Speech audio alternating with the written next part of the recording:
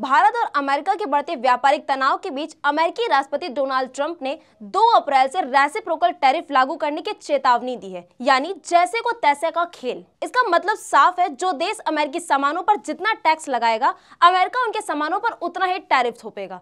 इस फैसले से भारत को सालाना $7 अरब का नुकसान होने का अंदेशा है, लेकिन ट्रंप के इस दबाव से पहले भारत ने एक बड़ा दांव खेल दिया है। नमस्कार, मैं अंजलि मिश्रा, आप देख रहे हैं 24 अड्डा। ट्रंप का कहना है कि भारत जैसे देश अमेरिकी उत्पादों पर भारी भरकम टैरिफ लगाते हैं, खासकर उनकी टेक कंपनियों पर डिजिटल टैक्स को लेकर उनकी नजर टेढ़ी है।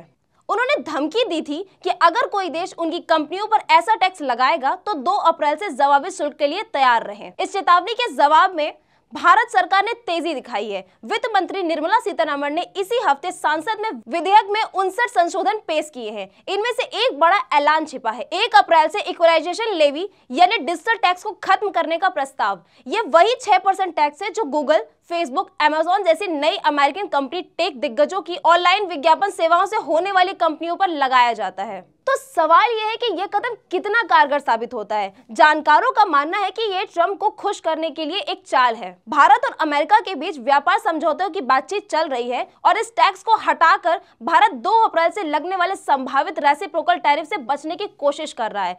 लेकिन फायदा सिर्फ यहीं तक सीमित नहीं है। सरकार ने इन कंपनियों को इनकम टैक्स कानून के तहत मिलने वाली छूट को भी खत्म करने का प्रस्ताव रखा है, यानी टैक्स के ढांचे को और पारदर्शी बनाने की तैयारी है। ईवाई के सीनियर एडवाइजर सुधीर कबाड़िया ने इस कदम की तारीफ की है। उनका कहना है कि इक्वलाइजेशन लेवी से सरकार को खास कमाई नहीं हो रही थी, बल्कि ये अमेरिका प्रशासन के लिए खतरे की घंटी बन गई थी। इसे हटाना एक स्मार्ट डिप्लोमेटिक कदम है जो न सिर्फ ट्रंप के गुस्से को ठंडा कर सकता है, बल्कि अमेरिकी टेक कंपनियों को भी राहत देगा। लेकिन बड़ा सवाल यह है कि क्या इससे भारत का नुकसान रुक जाएगा? दरअसल ट्रंप का रेसिप्रोकल टैरिफ सिर्फ डिजिटल टैक्स तक सीमित नहीं है। भारत अमेरिकी मोटरसाइकिल पर 100% टैरिफ लगाता है, जबकि अमेरिकी भारतीय मोटरसाइकिल पर सिर्फ 2.4% टैरिफ वसूलता है। कृषि उत्पादनों पर भी भारत का टैरिफ 39% है, जबकि अमेरिका का सिर्फ 5%। ट्रंप इसे अनुचित मानते हैं और इसे बराबर करने की ठान चुके हैं। अगर यह टैरिफ लागू हुआ तो भारत से ऑटोमेटिक, फार्मा और जेम ज्वेलरी जैसे सेक्टर सबसे ज्यादा प्रभावित होंगे। लेकिन भारत भी चुप नहीं बैठा है। इक्वलाइजेशन लेवी हटाने के साथ साथ सरकार अमेरिका से रक्षा उपकरण और ऊर्जा उत्पादनों का आयात को बढ़ाने की बात कर रही है।